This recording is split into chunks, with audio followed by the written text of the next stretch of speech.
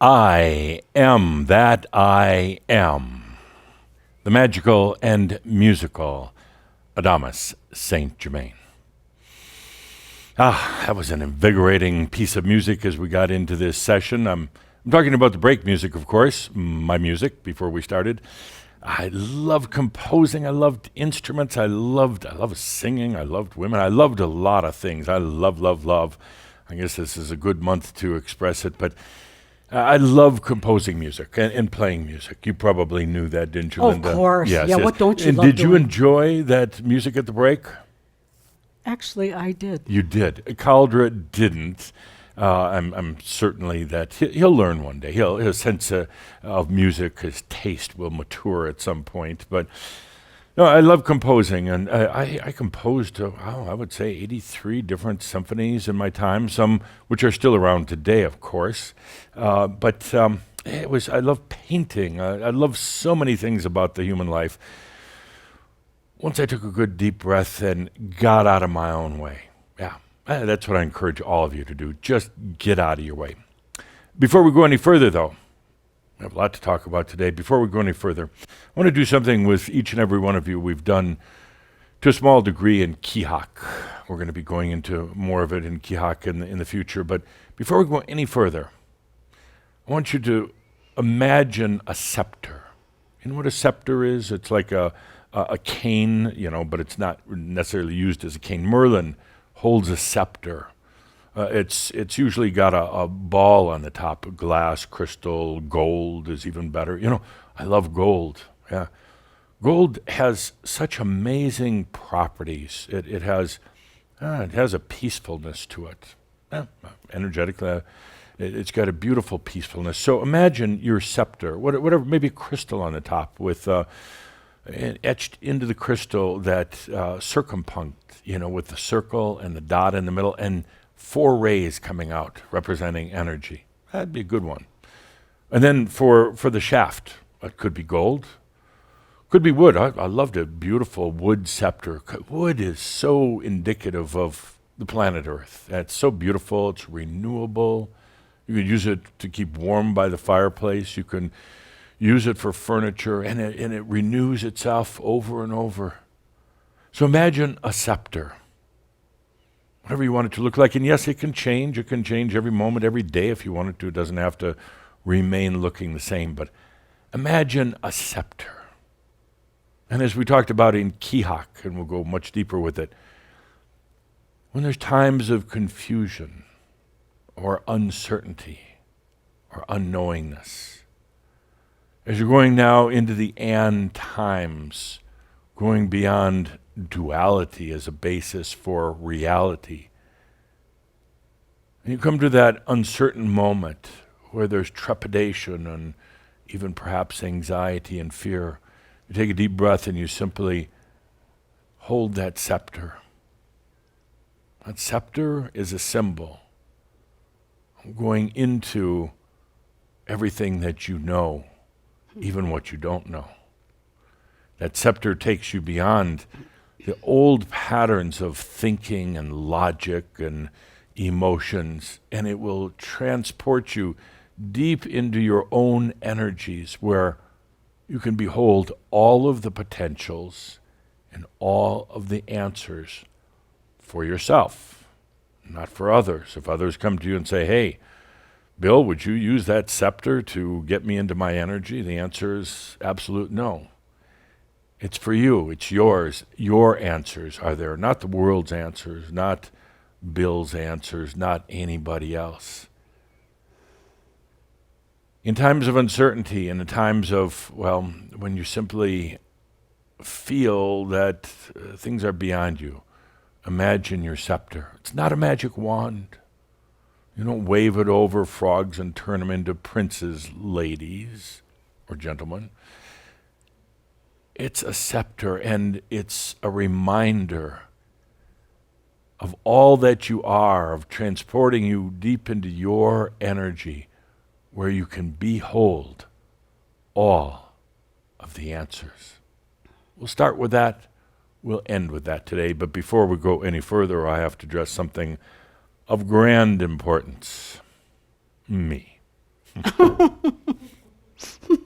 Was that funny, dear Linda? Oh, yeah. Oh, yeah. Okay. Something of grand importance. Me. Now, I noticed that you played my music finally. How many years has it been with this music at the breaks and in between? And finally, you choose to play a little bit of my lovely music. I'd love Very to see. nice. I'd love to Very see a nice. vote on your social media, dear Linda, and all of you. Those that just loved it would like to hear more of it all the time, and those that could do without it, like Caldra.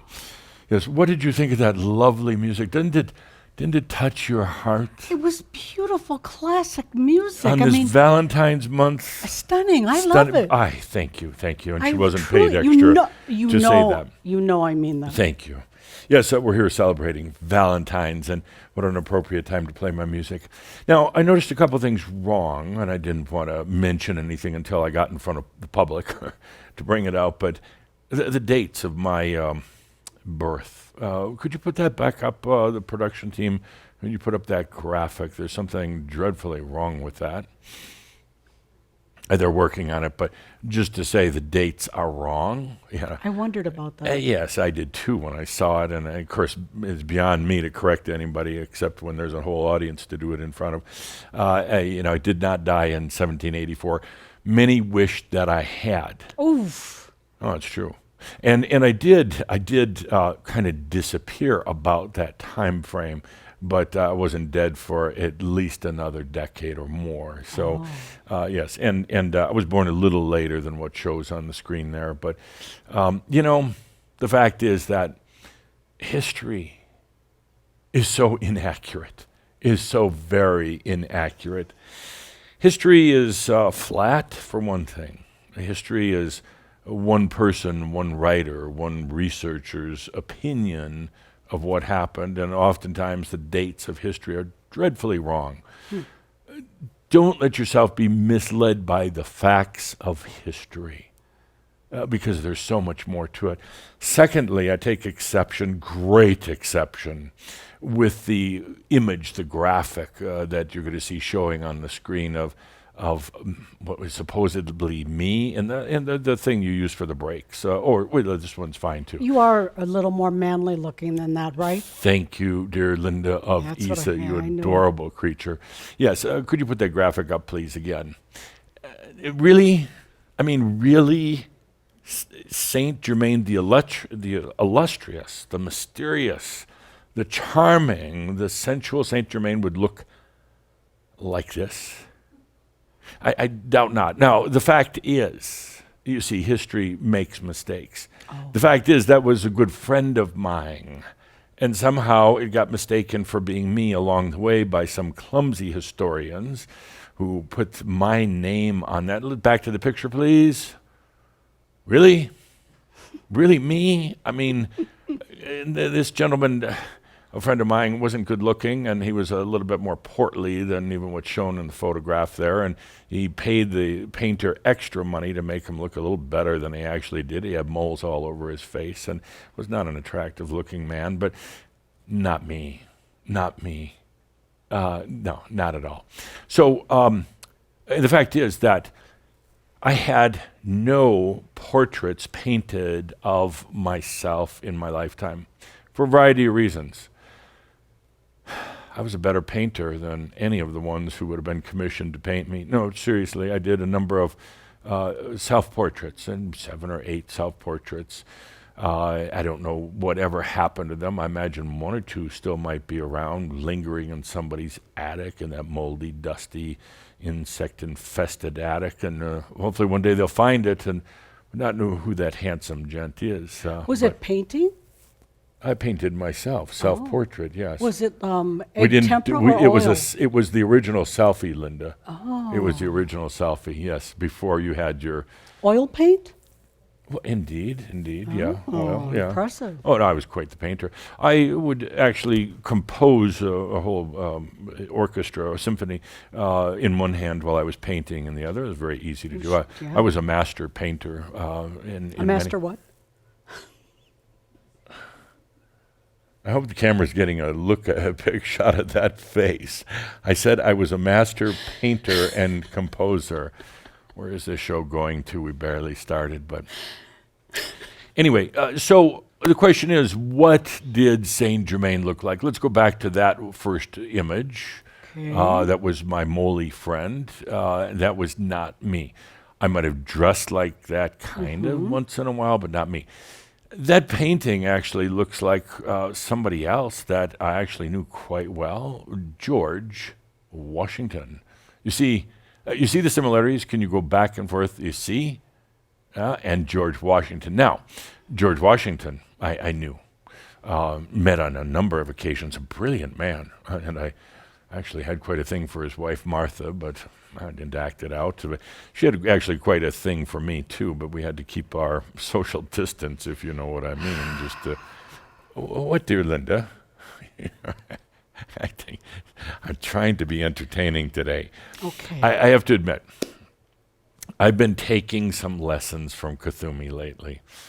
I know that at times my demeanor is rather subtle and sometimes one could consider dry and not so humorous. So I have been taking Kuthumi lessons, and he said it's going to be a while before we're done with them, but he said he would also teach some of you to get that stick out of your back pocket, so to speak, because some of you are far too serious about things. You have to learn to laugh. I'm learning to laugh, and I'm learning to be laughed at as well. So the question comes up. What did I look like? What did I look like? And now there's some New Age representations of what I look like. And can we show that on the screen? What the typical New Age artist would think that Saint Germain would look like. Not too bad. Kind of a little bit like Jesus. A little bit. Yeah, nice kind of a square face, not square, but a rectangle face, nice hair, holding that magic chalice and whatever else that is, something else, and that glow about me. I mean, that glow. See the similarities? Let's go back to that New Age shot.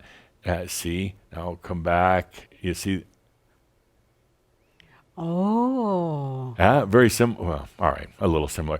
No, that New Age shot, not so much. That's somebody's concept of what I might look like. Just, a great ascended master, handsome and all that stuff. And that's not really quite what I looked like. But we're getting closer than the George Washington look, which I really detest. So I ask you to use your imagination now for a moment. Use your imagination. Go beyond the data points. Go beyond what you think are the facts, and go beyond the history. What would Saint Germain look like if he was around us now? What would that Saint Germain look like? If he was here now, maybe a little younger. Let's imagine, and let's now put that up on the screen. It's getting a little bit more like it. Nice clothes, I have to admit that. Hair is a little longer than what I would normally wear. Shirt is unbuttoned a little too much, but we're getting a lot closer. Don't you think so, Linda? You don't like that look? It's okay. Well, actually, Shambra is imagining this right now. This is a collective of Shambra, and particularly so many ladies right now really feeling into this, into their hearts. So what would he look like? Yes, that's it. And then the question comes up, okay, now once, I'm not here with Shambra in the group, down here at the Connection Center on planet Earth, what do I look like at the Ascended Masters Club? When I'm just my typical day, just hanging around with my buds, my Ascended buds. What do I look like? Let's feel into that for a moment. Feel into that. Allow the imagination. Let go of all the data points of what you think an Ascended Master should look like. And this is what we come up with. Maybe. Yes. That's getting pretty close. Matter of fact, so close we might have some copyright issues here. Wow. Because that's, And the peacock feathers are totally right. Oh, yeah, absolutely. Yeah. And by the way, if we go back to that shot, I do not wear peacock feathers all the time. Oh, you don't? No, as a matter of fact, I rarely do because, poor peacocks, it really hurts when those are plucked from them. But this is your imagination at work. It's kind of the collective. And for some reason, a lot of you are imagining peacocks feathers all around me. I don't know why. I don't know what this has to do with anything. But so let's take a deep breath. And this is what I look like channeling through Cauldre right now. A better look than what I would say we had with Guy Ballard when he was channeling Saint Germain. Nice man, but he was an engineer and, didn't know how to dress worth a damn. Neither does Cauldre, but once in a while I insist on an outfit. So, he'll be all right. He'll cry, but he'll get through it. So this is what I look like through Cauldre, but if you really want to imagine me hanging around the Ascended Masters Club, it looks like this. Yes. Oof. Yes. I don't always wear the hat, but okay. So enough of that distraction, that Very intentional. cocky. Yeah, not cocky. I wouldn't say. Let's go back to that shot. That's not a cocky shot. That's a bold, manly shot. That's a self-confident. Yeah, the self-confident. Now, I know some of you out there are clucking and shaking your heads and wondering what this is all about, other than get a life, have a bit of sense of humor, would you please? And I'm learning how to have humor. Kazumi and I, we're having so much fun with humor these days. I'm learning to lighten up and let go a little bit. But some of you are out there clucking and saying, well, what about, these are all men. Well, it's because I'm channeling through a man today. You're saying, what about your lifetimes as a female, right? That's been all over Facebook. I know. I read. I see. So next month, we're going to do Saint Germain's lifetime as women. I doubt it. If you know what I mean. No, we are. Really? No. Well, absolutely, we have to. We're in this new equitable society, and it would be all wrong just to show just men. You're talking about the April shroud, right? The April Fool's shroud? Well, that's not the next show, but we could wait till April, but it's really, who's the real fool here? So next month, we're going to show some shots of me in my past lives as women. And once in a while, when I go uni at the Ascended Masters Club, kind of sexless, or all sex, actually, totally sex, we're going to show some shots of me as what I would look like as a woman. Cauldre wants to run away right now, and I'm fine with that, Okay, let's take a deep breath for a little bit of nonsense as we get started today. Good. Wasn't that fun? Something like that. Something like that. I'm going to remind you all of something. 20 years from now, 30 years from now, people are going to be going back into the shrouds like never before. And, what if it was all dry and tedious and boring? You know who's boring? Metatron. Really boring. No sense of human personality because he's not ever been in the bod. I and you, we are gods in a bod. And we're going to look back on this material over the years. And the things that are really going to stand out are our fun moments, are the times with the audiences, which we'll come back to soon. Some of the greatest times of all, the antics and the fun and the celebrating. You don't remember the boring stuff, which we'll get into in just a moment when we're done with this fun stuff. You remember the fun stuff, getting dressed up like I am today. Me too. You look beautiful, as always. Thank you. Yes, when I realized that Cauldre was getting up all snazzy for you, I said, well, I got to snazz up. Yeah, absolutely. And you're going to remember the parties. You're going to remember the laughter and sometimes the tears. You're not going to remember the dry stuff. And, there's a certain segment of Shaumbra that just wants it dry and straight and without humor and without music. And, I'll explain to you in a moment why that just doesn't work anymore. It just doesn't work. So before we go any further, let's talk for a moment about Pronost. As Cauldre and Linda mentioned, it was only 3 weeks ago that we did Pronost. One thing I want to say about Pronost, but it also applies to all the shouds and everything we do. It's all of us. All of us. Tobias introduced the word shoud, which is an ancient word which means community, actually. And he said, let's call these shouds because it's all of us. The big difference is with what we do and what most other groups do. Usually it's somebody lecturing or channeling a lecturer at them. The information's coming at them. We don't do that here. We shout together. That means we put our community together in all of our voices, all of our energy, and come out with some of the most beautiful and profound things. Funny at times, very touching at times, boring as hell at other times. But it's us. Anything you hear through Tobias, Kuthumi, me, is you, is you. When the time comes when I walk from the Shaumbra stage, when I depart, when I say my last I am that I am, you praying, crying, or laughing? All of it. All of it. I don't want to think about that, but don't keep bringing it up. While Kuthumi teaches me about humor, I teach him about theatrics. Theatrics. He was a little adverse to theatrics at one point because he felt it wasn't genuine. He felt that it always had to be him in his true depressing state. So I had to teach him a bit about theatrics, about the expression in life. It's not overdoing to open your heart and to share at all levels. Some of you are so goddamn boring at times.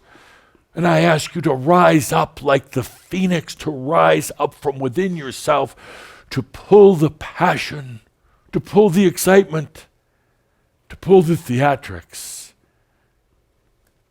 It does the soul a world of good to sing the song large and full, rather than keep one's voice deep in the dirt, in the silence, and in the darkness. So lighten up a little bit. You're going to need it. You're going to need it if you plan to stay on this planet. Crazy place that it is. Where was I, dear Linda? I forget so quickly. I distract myself. I actually just testing her to see if she was remembering. You're talking that we, have to have humor and, and you're leaving. And Oh, yes. My leaving, yes. So when comes the day that I leave the stage of Shaumbra, and I say my last, I am that I was. I'm having fun. Kuthumi's having a lot of fun. There's some folks here today that I may or may not introduce in a little bit. Oops. They're kind of aghast at what's happening here. I invited him in on purpose because sometimes they got a little too serious. But when I leave, I'm going to turn Adamus over to all of you. Each one of you will be an Adamus. Adamus, a damn us. All of us.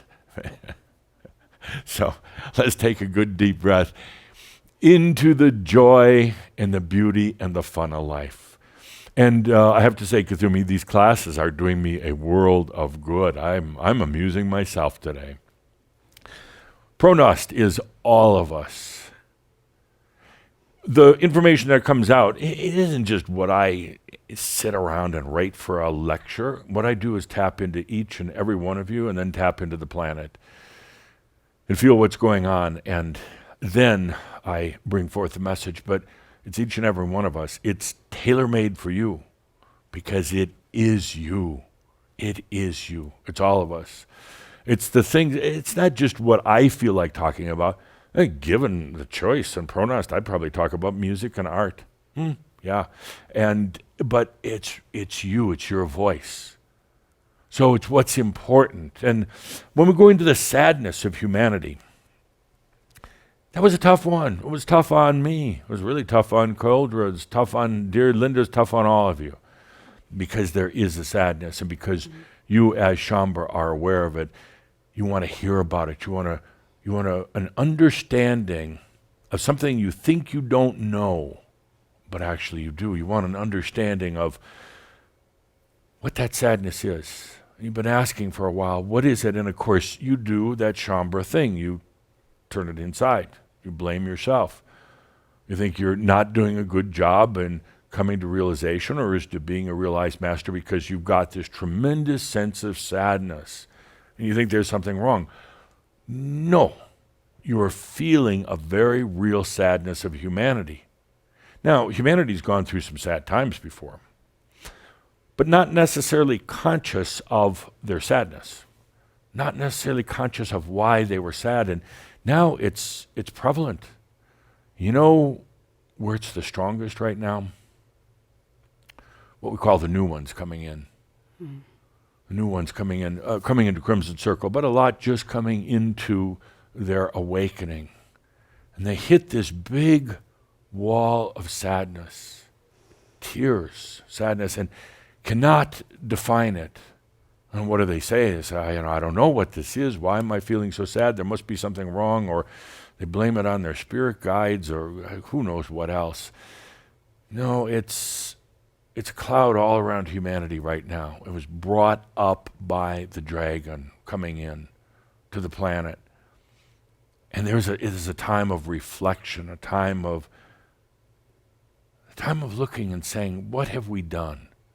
And not in a judgment, not in a blame thing, but what have we done? That is such an appropriate question to ask. Yes, there is a sadness to it, but the very nature of asking that question, what have we done, causes us to also look at why we came here in the first place, where we're going from here. And looking at the suffering, I lumped this all together in one great big box category called suffering. The planet does suffer, humans suffer a tremendous amount at their own hand and at the hand of others. And what's happening right now, as more and more humans are coming into consciousness, and there's more realized park benching masters around the planet, as we take a look and saying, suffering, is that something we're going to bring forward? Suffering, is that something that served us? It's our energy. Did it serve us? Does it need to serve us as suffering going forward? You can all trace back into your lineage, into your past lives, and find more than an abundance of suffering. You can look at this lifetime. You can look at hell last week. And there's more than enough suffering. It's time right now that this whole concept of suffering on the planet is shifting. The planet has suffered enough. You have suffered enough. There's been enough sadness. That's why we together brought up this subject of the tears of humanity in Pronost. It was perfect. It was perfect for the new ones to say, let's look at suffering. Is there a better way? Is there something else? And the answer is yes. And if you don't know what it is, dear Shaumbra, grab that scepter right now. If you don't know what it is, stop thinking for a moment. Grab the scepter, because it will always lead you into your energy and into your resolutions. Yes, there is a different way than suffering. But there are those who are on the planet who are vested in suffering, who feel that suffering is God's will and God's way. They feel that without suffering, the human will corrupt itself in a myriad of different ways. They have no trust or faith in human nature itself. So they said the human must suffer until the human learns. The human must crawl on their hands and knees and beg for forgiveness from a God they don't even know. But it's time now, and suffering and its inherent sadness are starting to come to an end on this planet. Oh, but before you see the big change, you're going to see more suffering and more calls for suffering. But it is changing. And I'd like you to realize one thing right now. What we did in Pronost, what you did in Pronost, put a spotlight on it and said, yes, this too must go. There's no room on the planet for suffering. There's a lot of room for jokes and humor, a lot of room for love, a lot of room for one's light to shine openly and freely, but suffering, its time has come. That's why we talked about it, and that's one of the big things we're going to be doing as realized masters on the planet. Shining our light deep into the heart of what was suffering so that it can then go to wisdom. Let's take a good deep breath with that. Enough of this suffering and sadness on the planet. Enough. How do we get there? Doesn't really matter. But it is time for that to change. That is perhaps the biggest, I don't want to call it a task, but the biggest consciousness for those of you who are staying on the planet as realized masters. We're not going to battle suffering. We're simply going to shine a great big light on it. And when we shine that light on it, it will expose it.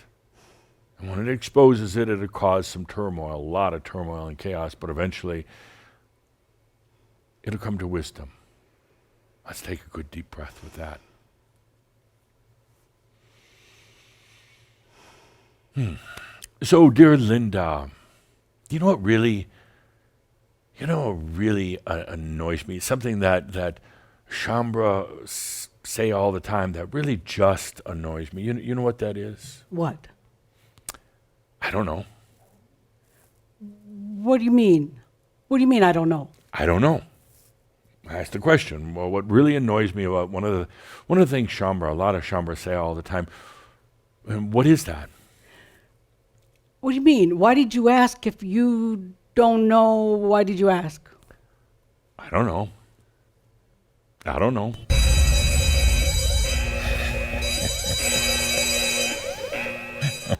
Why?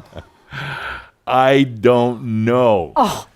No, I don't know is the thing that annoys me that Shaumbra says all the time. Because you do know, and that's the point of this whole shout. Can we hear that buzzer again? This is when you say, I don't know.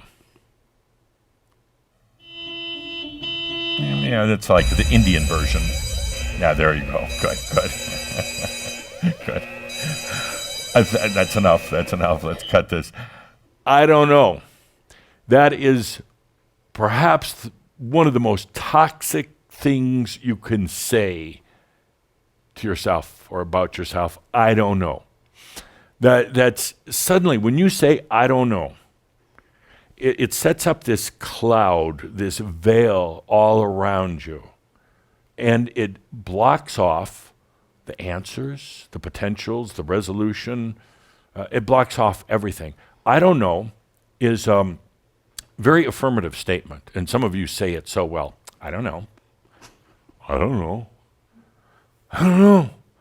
You say it so well. It's one time where you do get a little theatrical. I don't know. And it drives me nuts. It's like fingernails, long, sharp fingernails on a chalkboard. Down the chalkboard when I hear that, because the fact is, you do know. You're just playing a game called I don't know. Yeah. So we used to have audiences. Now we have Linda as our audience, one of our audience member. Such a pressure. Oh. We used to have audiences here, and it was so fun when somebody would say, I don't know. And I would love to send them off to the toilet. 10 minutes in the toilet by themselves. Some people really liked it. But the fact is, some thought it was crude and vindictive on my part. not at all. It was trying to make a point that this I don't know is so very, very toxic because you do know. And it's a game you play with yourself every day. There's iterations of I don't know. It's like, I'm not sure, or I don't really want to make a decision, or that's not in my pay grade, or all these different ways of saying the same thing. I don't know. But the fact is, you do know. And it's time to get over the I don't knows. When we get an audience back in here, I'm just waiting for that to happen, because what we're going to do is have them, we'll have a special, I don't know, chair over here for them. Maybe in the corner. There's not really a corner here, but we'll find a, I don't know, chair. Kind of like, the, what do you call it, sending a little kid to their corner, their quiet time or whatever. We're going to have an I don't know chair. And anybody who says it is going to have to wear the hat. Oh. The hat. So I'd like to give you an example, because it's always not only going to be for these live shouts, it's going to be anytime I catch any one of you saying, I don't know, or any iteration of I don't know, this is what's going to happen. I'm going to call for a volunteer to come up to the front to display this for us. So, Galen, would you come up here, please? Oh, he's your volunteer. Well, he's the sit-in for Caldera. When Caldera is so busy, he can't be in the chair here to do light and sound tests. So Galen is used to sitting in the big chair here. And Galen Tinder, his mother, Jean Tinder, of course. Please, come right up and have the big chair. Yeah, you take off the mask, I can't get COVID. I'm a spook. Good. So have a seat, please. You a little nervous about this? Did you know you were coming up here? No, quite a surprise, isn't it? So what's going to happen is, let's say you and I are having a conversation at a shout, which we will. And I say something like, so what's the next big thing that comes into your life, Galen? And you say, I don't know. And I go, what? And the bell rings. The bell rings. We need to give them more coffee back here. Speaking of coffee, Carrie, I haven't had my coffee. I've been up here for, yakking away for 45 long minutes. No coffee. Talk about suffering. I'm suffering because they've forgotten simple things like a simple cup of coffee. You would have think she would have realized it right away, but she's sitting over there at the other table. I don't know. I don't know. I didn't think you wanted one, Adamus. You asked for one. No, you feel into it. You go beyond the mind and the data points, and you realize, Adamus would love a cup of coffee right now. Where were we? I don't know. Okay, good. And when you say that and the bell rings, what the hell kind of bell was that? And the bell, okay. That's good. And the bell rings, and then Linda and I look this. What's happening here? You should have your scepter here, I guess. My what? Scepter. It's my scepter. No, wait, no. This is just part of the act. Okay. Although Galen didn't know that. And then suddenly I'm in shock because somebody says, I don't know. When somebody says, I don't know, I can just see suddenly there's a veil going up around them that blocks them from seeing all their potentials. And then you are in, I don't know, land. You're kind of this, in a little bubble. You can't see what's really all around you. I don't know. And suddenly you don't know. You go from being an amazing, intuitive being into an, I don't know it, being. And then Linda will then do something. Go ahead, Linda. Well, this is a Linda, time. do you know what you're supposed to be doing here? Hell no. No, I don't know. Linda will suddenly come forth with this beautiful creation concepted by Caldera, executed and sewn by Jean Tinder, your mom. And you will be wearing the I know better. Let's get a shot of that. The I know better hat. A nice close-up. Good. And just turn your head a little bit so the camera can see, or better yet, move the camera. Okay, I know better. There you go. Thank you, thank you, thank you. I know better has multiple meanings. First of all, I know better. I know a lot, and I know better than to say, I don't know. We might have to get a lot of these hats, and actually we should get some made. If you somebody put that on their list. Who's in charge of that? I don't know. If somebody put that on their list, we'll get a whole bunch of hats made up, sewn, embroidered, and we'll distribute them. But I think it would look better. Adamus, who would want one of those? I don't know. It's a punishment. I did that intentionally. There you go.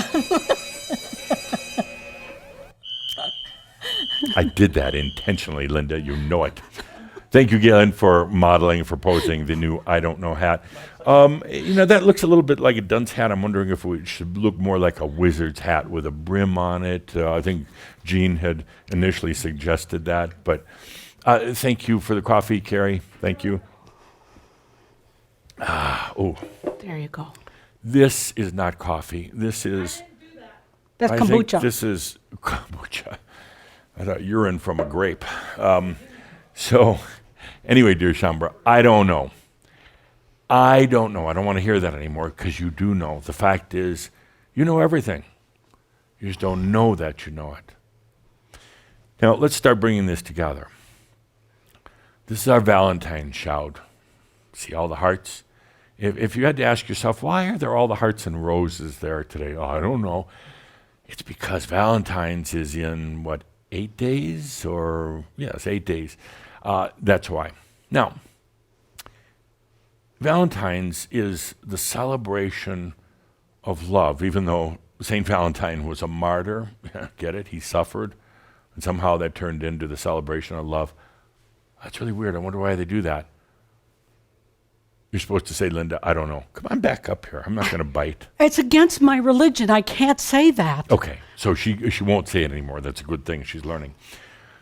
St. Valentine was a martyr back, about year 269 AD. But yet that's turned into a celebration of love. How that happened, I don't know. But so our St. Valentine's Day now is about love, and it's about a time of, young lovers and people doing acts of love, giving flowers. I'm giving these to you, Linda, because I love you. These can be yours after the shout. So thoughtful you are. Love. What is love? What is love? I don't know. You don't know how many times I've heard that. If I have a little bit of an issue going on here, if I'm maybe having kind of some sort of reaction to it, because I've heard it so many times from all of you. You know when you call me up at night and I come down and we chat and visit and you ask me all these questions, my typical answer is, what's the answer? What do you think? Well, I don't know. That's why I called you. But I'm not going to give you the answer. I'll remind you that you have the answers, but the moment you say, I don't know, I'm clueless, I don't know, I just have to back off. I have to let you be in that kind of septic bath that you're in with the I don't knows. There's nothing I can do. I can't give you the answer, and you're insisting on I don't know. So we just sit there. We talk about stupid things for a while because we're not really getting to the subject. The I don't knows, they're toxic at this point in your development, your mastery.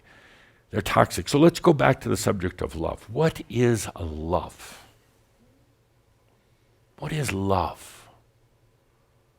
It's a feeling. Mm-hmm.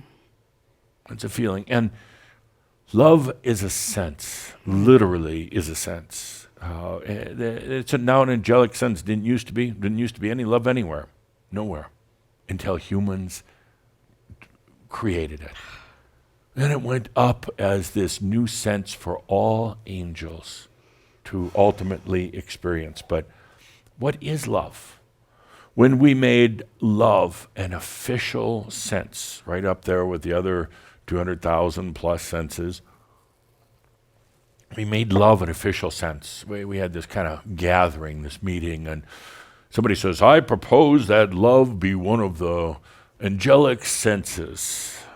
And there was a lot of murmuring and discussion, and finally somebody at the other end of the hall said, well, what is love? What is love? And the room went silent. Everybody felt. Because you see, most of the angelic beings had never sensed love, didn't know anything about love. So they said, let's call up a human.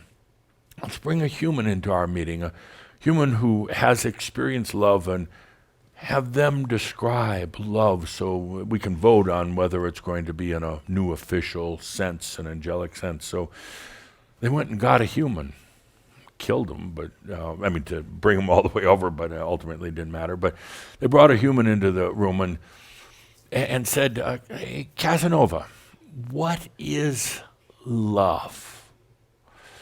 And Casanova thought for a moment. He was theatrical as well. And he said, love.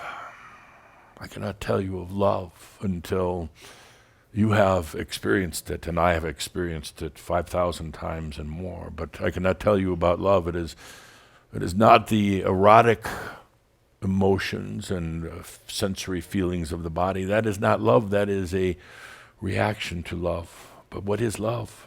What is love? So difficult to explain when one has not ever experienced, but I can tell you love is by far the grandest of all the senses that you'll ever have. But you will have to go by way of earth to experience love. And then once you do, and once your heart opens to love, and even once your heart has been defeated by love, then we can talk about this greatest of all senses. Throughout the hall, there was a look on the angelic faces. What the did he just say? What? But the vote was taken anyway. And of course, me, as I do, I encouraged all of them to vote. I said, really trust me. One day you'll go down to earth too. You'll take on the human form, and you're going to experience this thing called love. But like Casanova, I can't tell you about it. I can't describe it. I can't define it. But it is more real than the rocks of the earth, than the waters of the earth. It is more real than the birds that fly through the sky. And it's more real than the fires that sweep through the I'm getting carried away here, but I like getting a little theatrical. Love is very, very real. When asked one about love, most of the time the humans just reflect, love. The ones you've loved, the feeling of being loved, whether it was at the bosom of your mother, whether it was at the bosom of your girlfriend, doesn't matter. It was about that feeling. I swear Carrie put something in my coffee, because I wasn't like this until I started drinking coffee. Keep going. It's interesting. So love, back to the point, love. Ask, what is love? You generally start feeling back into the times of love, the greatness of love, or the loves that you're currently in right now. But try to describe it. It's like almost doing it a disservice. Trying to define it is like trying to bottle it and imprison it. Love is from the heart. So why do you think, Linda, the love is associated with the heart? Because it's not the brain. That's a good answer. I thought she was going to say, I don't know. She's learning better. It's not from the brain. That's actually a very wise answer. So it's not from the head. It's from the heart. And the heart is the vessel that, when you're in love, you feel it, don't you? In your heart. Some of you feel it in your gut. But you don't really feel love in the brain, do you? It's in the heart. It's the place where that rhythm of life occurs, like no other place in your being. That pulsating of the heart, that desire to live and to experience. The heart doesn't create that desire, but the heart reacts to that desire to live, the rhythm of life. That's why the heart. back to the point, is love is a sensory feeling, and the angelic beings did vote and said, okay, we're gonna accept love as one of the new senses. We don't really know why, but humans seem all enamored with it, so yeah, let's do it. Love is a sense, and the sense has no data to it. No data. That's why when you think of love, it's a feeling that comes over you. It's not data points of the boyfriend that you had 28 years ago, and how many times you kissed, and how many burgers you had together. It's not data points, is it? And it would defeat love if it was just a series of data points. Love is a feeling. It's a sense that goes far, far beyond what the mind could possibly use to define it. And that's what all life should be. History is a series of data points that are generally not accurate. My picture, for instance, was a friend of mine. History is a series of a lot of data points that aren't accurate, but yet the world seems to grasp onto data points these days. Well, it's because it's the way the mind thinks. Do you have your little righty thing, Linda? Sure. Oh, good. Ask her to write a few words on the board. I'm going to ask her to write. That's Kathumi interfering. I'm going to ask her to write a few points on the board here. So here's how the human mind thinks. Data, data, data. Emotion. Whoa. Decision. I did them backwards. Data, data, data, emotion, decision. That is a pattern. And it's not that you just have 3 data points, but it means a series of data points that lead to then an emotion. All human decisions are based on the emotion. The emotion is the point of decision, and then you finally make a decision and say that you were really intellectual or really processed a lot of stuff, but it's all based on emotion.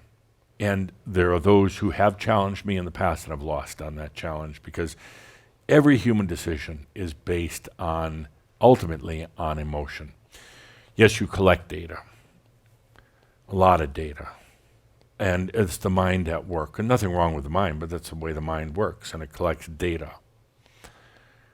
And then the data is evaluated by the mind, which really doesn't understand true senses or sensuality or sensory feelings. And the mind evaluates it based on emotion and then makes a decision. And the decision is made, I would say, in the dark or in the gray at least, without full benefit of true senses, We've talked about this before, yes, but now it's time we're going to do it. We've talked about it in the past as kind of a preamble to what we're going to do now, but now we go into super sensory living.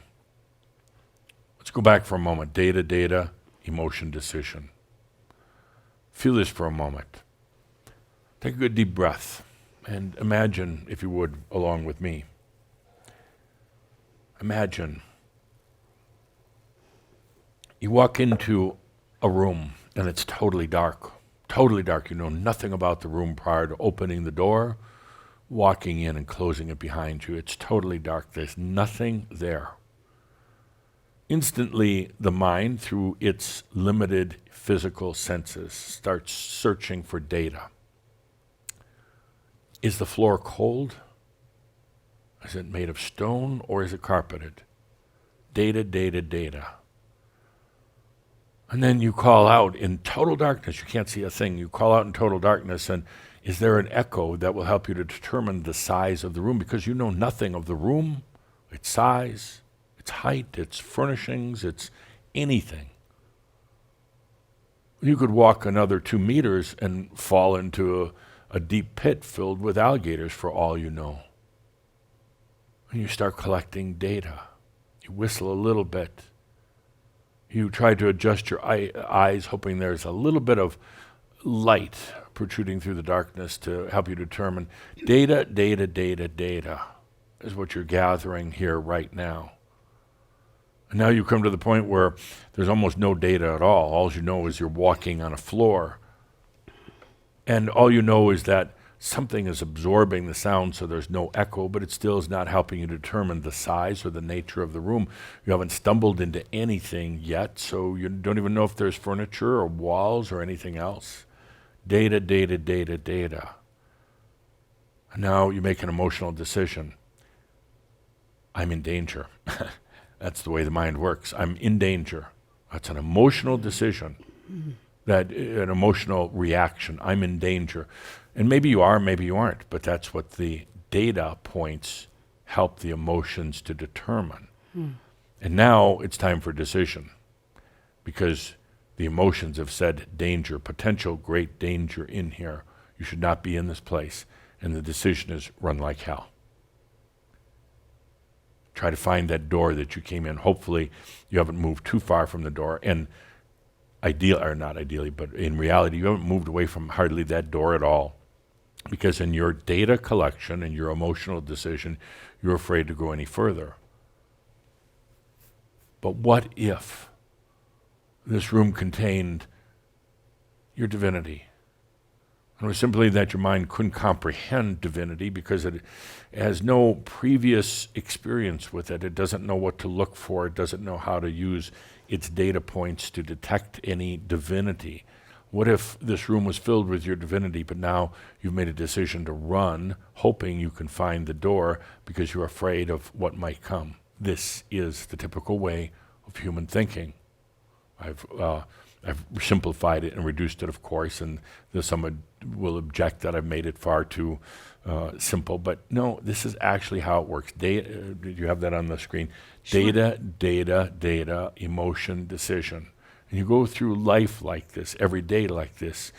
And when you encounter dark rooms, a metaphor for meaning something new in your life, is generally the decision to run or at least to hold back, or the other decision often made is, let's get more data.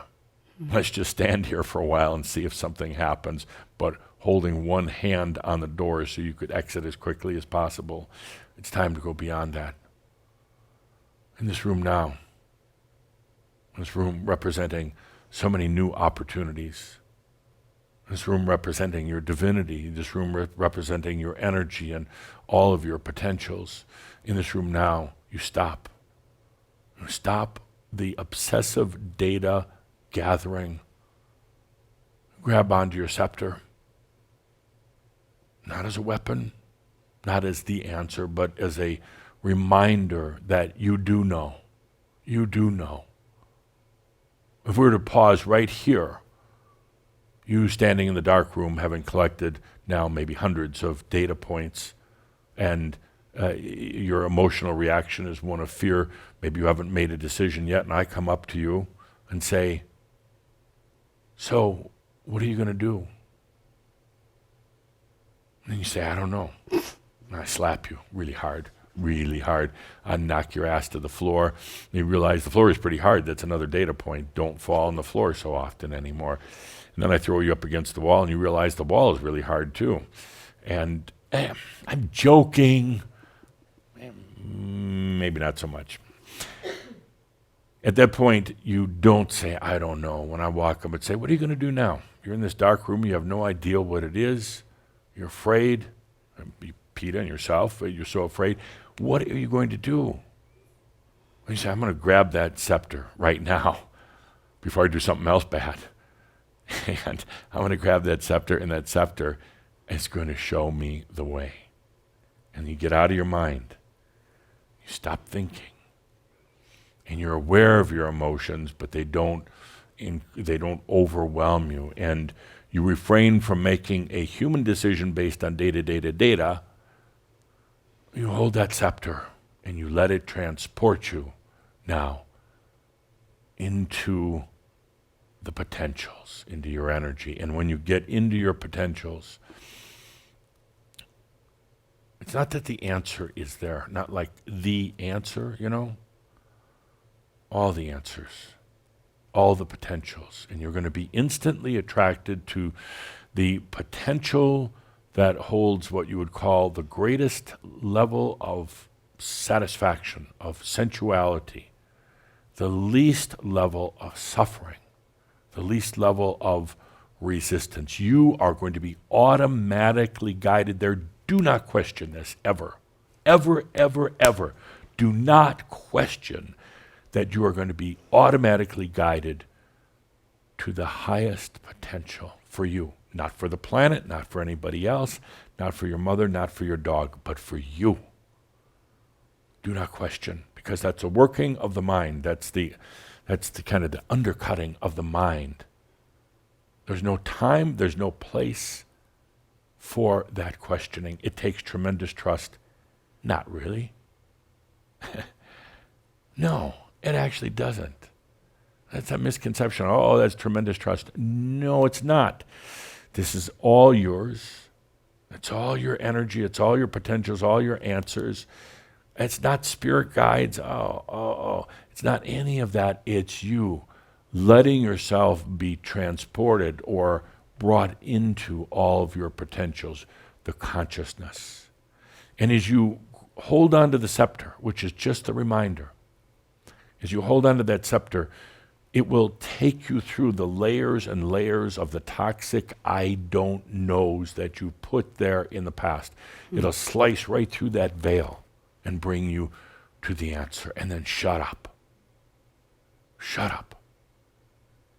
I say that because there's such a tendency for the human mind to start rolling and obsessing and asking questions and worrying and fearing and saying, well, we better collect more data and do more research and try to figure out. And then we have to sit around and balance the odds and what's good and bad. And then we have to value. Shut up. You are in your own energy. And the energy will never, ever work for you or work against you. It will never work against you. And then you're there. In this darkness, in this nothingness.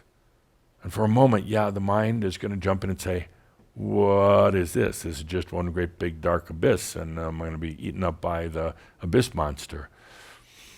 And right about that time, when you've transcended data, emotions, and suddenly it's just all knowingness, and you're like, dang, I knew that. Dang, I always knew that. Why did I putz around with all this data, emotion stuff of the mind? And then the moment you think that, the moment you ask that question, well, now you're in your energy. The answer comes because you wanted to, because you thought that was the way. And then you think to yourself, I wonder if I can ever get beyond that. And the answer is right there, that knowingness. Well, absolutely, dummy. I mean, it's your energy talking to you. It talks to you like that sometimes. It says, yeah, you don't have to go back to that. Stop thinking about it. Stop worrying about it. You are here. Hold that scepter. It transports you right smack into the middle of your energy, which is all your potentials, and the potential that wants to serve you the most in the greatest joy is the one that you'll be aware of right away. Ultimately, you'll be aware of all the other potentials, but you go, not so interested, because those are suffering. Those take too long. Those, I don't know what the hell those are, but no, I want this one of joy and ease and no more suffering. No more suffering. Let's take a deep breath, dear Shaumbra. Yes, I'm having fun today. It's been so long now of working in this old style, a very linear style of data, emotions. Once in a while a decision, but a lot of times I don't know. You know, you ask these questions sometimes. What should I do? Where should I move? Should I find a lover? Who am I?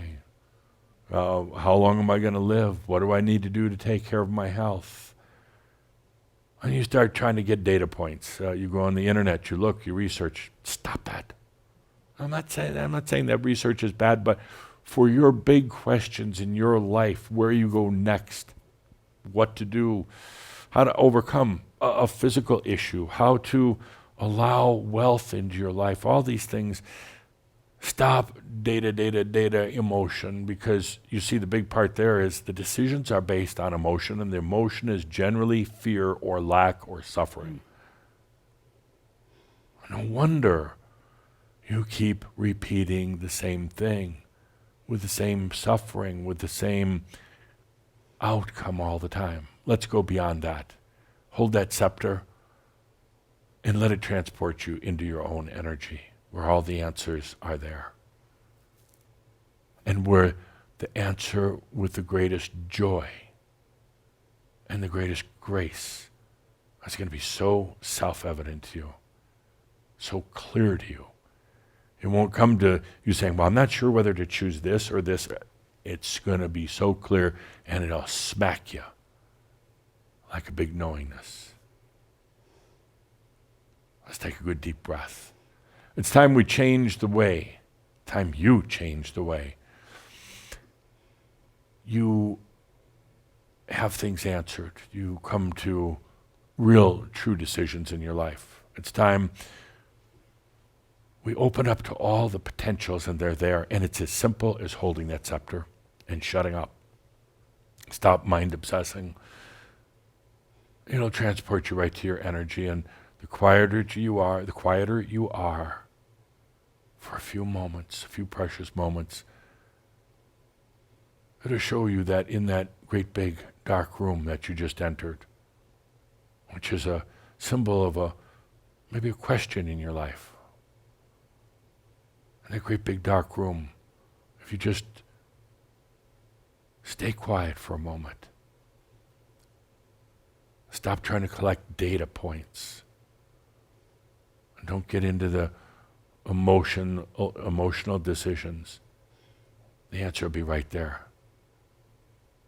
Let's take a good deep breath, put on some music, and do this with a Marab.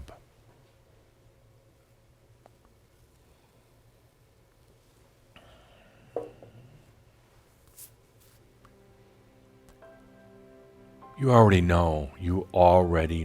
That's why it's offensive when you say things like, I don't know, because then that's what your reality becomes. You say, I don't know, the energy's going to give you that. You really put a veil around yourself, and then you don't know, and you won't know, and you can't know. Instead of the I don't know, would you give me that hat, Linda? Sure. Instead of that I don't know, you do know.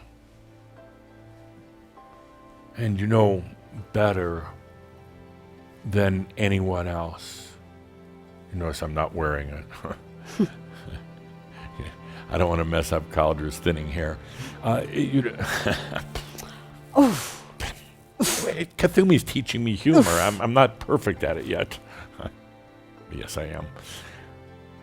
I know better. I know better than to say I don't know. I don't know is toxic. I know better than anyone else what's good for me. I know better than to just collect data points and try to make a decision based on that. Data points are interesting and they're fine in some cases, but not in where your life goes. Data points are fine in terms of understanding how to turn on your dishwasher. That's what data points are for. Turning on your dishwasher. Some of you still haven't figured that out. It's okay. We'll get there. Data points aren't intended to run life, and you see, life is going that route right now. More and more data points with computers. A lot of data points.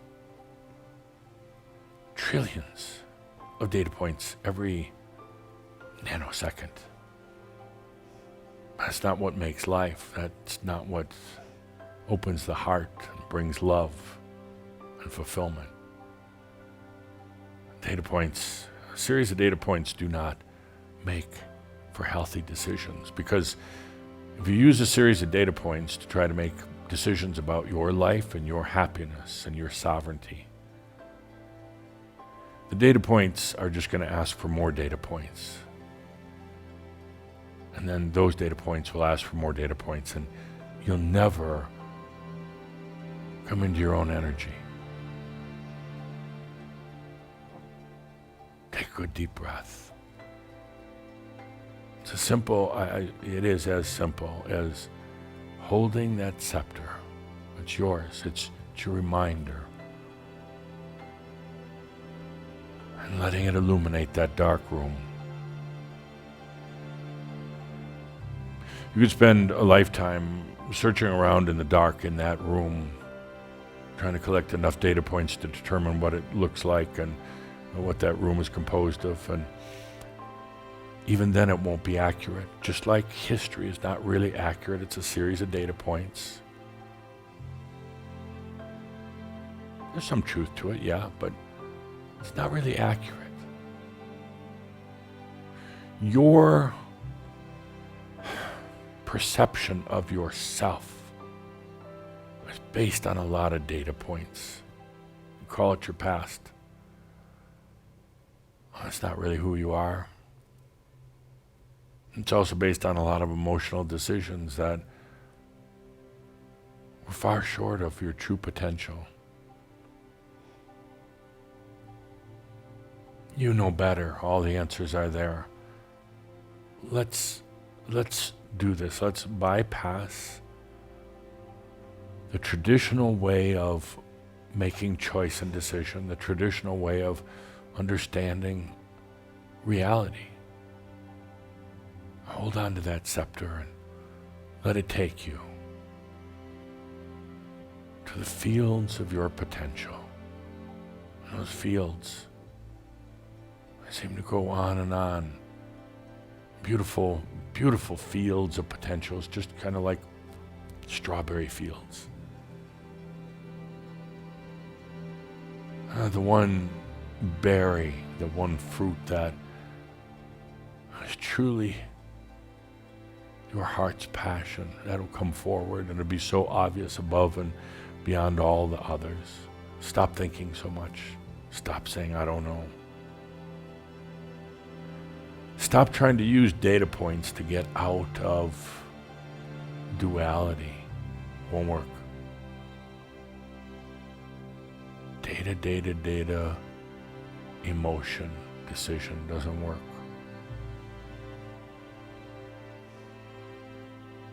There's an incredible reality out there,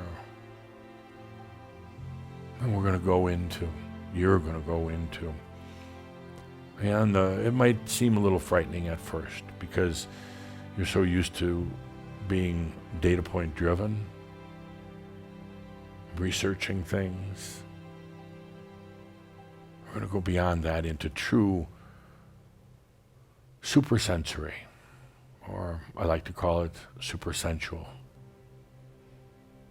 There's no data points there.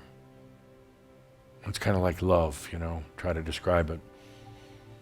It's hard to. It's the same thing with where we're going, and it's not logical, and that's a good thing. It's not limited. So dear Shaumbra, let's use this occasion on the celebration of the Day of Love, coming up soon, February 14th. Let's use this occasion now to truly go beyond the old way of making decisions, perceiving yourself and the world. Let's go into supersensory, and I'm not even going to explain what it is. Just take hold of that scepter. It'll bring you there. I know it will. That's a guarantee that it will. Take hold of that scepter, and whether it's a decision in your life, whether it's simply changing your perception of yourself or having a bigger perception, whether it's really understanding your history and your past, no matter what it is. Leave data points to things like how to turn on your electric toothbrush. Some of you are still struggling with that. Leave data points to how to operate your computer. But for you, for your heart, for your well-being as you stay here on this planet, there's a whole new way of perceiving reality, of going into your potentials, of finding true answers. Answers that don't come from God. You know, God is just a bunch of damn data. No, really. The Bible, what is that? Data. You don't experience God by all these data points, and that's what scholars do. I think they're so damn smart, but it comes from the heart, from the feeling, from the super sensory. That's where we're going. It's not scary. Feel into this great big dark room now. Feel into it. Instead of using the old way of data points and then emotions and decisions, now just stand there with scepter in hand. For a moment, yes, it's human. It could be a little frightening, saying it's nothing but a great big dark room. I have no idea what's in here. It could be treacherous, and then that fades away. As you hold true to yourself, it fades away, and suddenly, feel right now what happens. Suddenly, allowing yourself your true consciousness. Feel what happens to that room right now.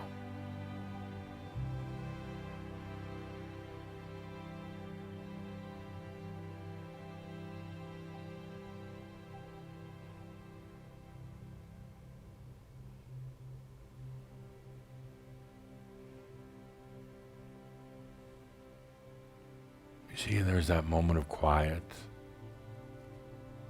a moment of wondering and even trying to fill the quiet. And when you take a couple deep breaths, you remember, I know better.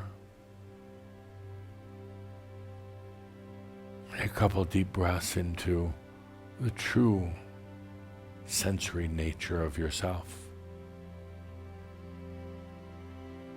And you realize it's all right here.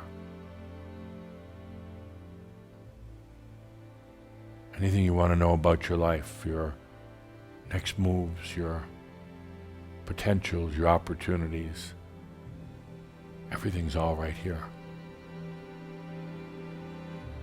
Your realization was always here. But when you said, I don't know how to get there, I don't know when it will happen, you stayed in the dark. You kept the lights off.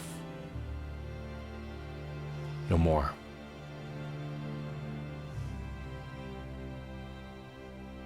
Take hold of that scepter and realize, I know better. Let's take a deep breath together, dear Shaumbra. And thank you for allowing me to test my new humor out. I think I did quite well.